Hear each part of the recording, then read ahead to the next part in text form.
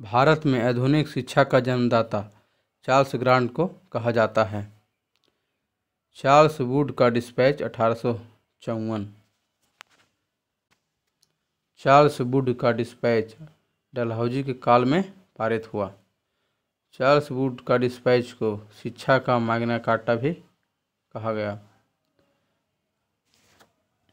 Charles Wood dispatch को आधार बनाकर London विश्वविद्यालय की तर्ज पर ब्रिटिश भारत में 3 विश्वविद्यालय कलकत्ता में, मद्रास में एवं बम्बई में स्थापना किया गया 1957 में।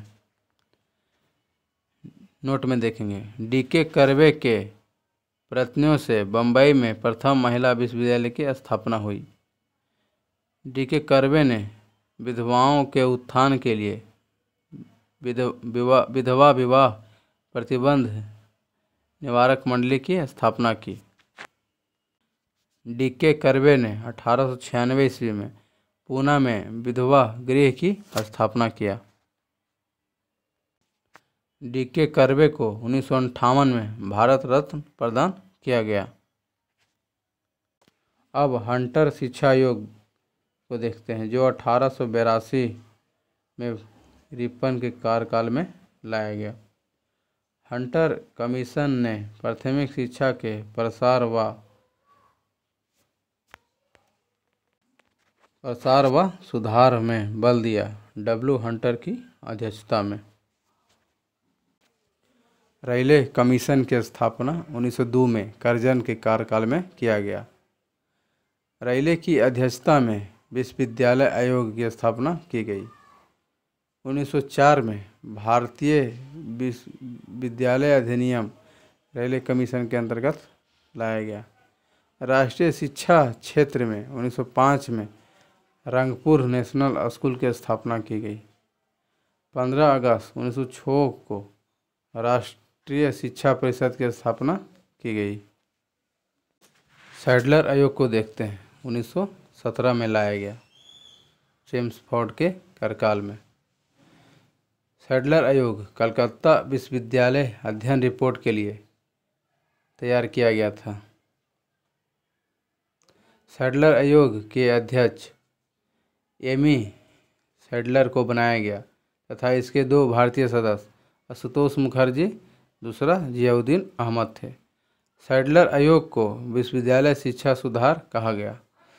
सैडलर आयोग ने 12 वर्षीय स्कूली शिक्षा, माध्यमिक शिक्षा के साथ स्नातक उपाधि की व्यवस्था किया गया। अब हर्टोग समिति को देखते हैं, यह 1929 में लाया गया। इरविन के काल में हर्टोग समिति लाया गया। यह प्राथमिक शिक्षा में सुधार और केवल प्रतिभाशाली विद्यार्थियों को उच्च शिक्षा देना हर्टोग समिति का उद्देश्य था। वर्धा योजना 1937। इस योजना के तहत गांधी जी द्वारा 7 से 14 वर्ष के बच्चों के लिए निःशुल्क एवं अनिवार्य शिक्षा की व्यवस्था की गई। सार्जेंट योजना 1944। इसके प्रमुख प्रावधान थे प्राथमिक विश्वविद्यालय एवं हाई स्कूल की स्थापना, 6 से 11 वर्ष के बच्चों को निःशुल्क शिक्षा आदि। कुछ इम्पोर्टेंट फैक्ट को देखते हैं।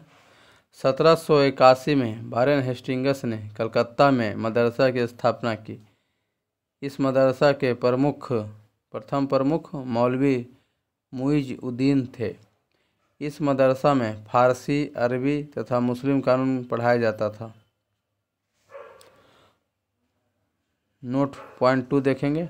हाउलहेड ने 1878 ईस्वी में संस्कृत व्याकरण प्रकाशित किया।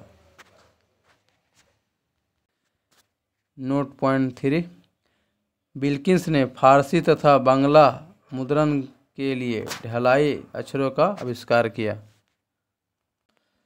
Sir William Jones Warren Hastings के समय कलकत्ता उच्च न्यायालय के न्यायाधीश नियुक्त हुए। इन्होंने 1784 में एशियाटिक सोसाइटी की स्थापना की। इस संस्था ने एशियाटिक रिसोर्स नामक पत्रिका के माध्यम से भारत के अतीत को प्रकाश में लाने का कार्य किया। सर विलियम जोन्स ने 1789 में कालिदास रचित अभिज्ञान शाकुंतलम का अंग्रेजी में अनुवाद किया एवं इसके 5 संस्करण प्रकाशित किए।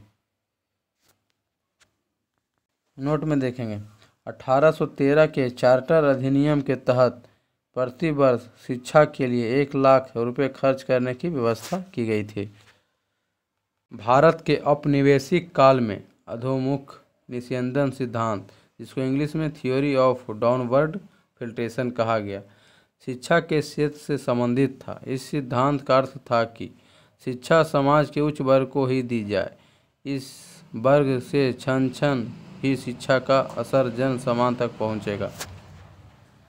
नोट में देखेंगे मैकाले ने भारतीय रीति रिवाजों के लिए अपना तिरस्कार इन शब्दों में व्यक्त किया। यूरोप के एक अच्छे पुस्तकालय की एक अलमारी का एक कक्ष भारत और अरब के समस्त साहित्य से अधिक मूल्यवान है। 1824 में दिल्ली कॉलेज की स्थापना की गई। 1875 में मेयो कॉलेज की स्थापना अजमेर में की गई।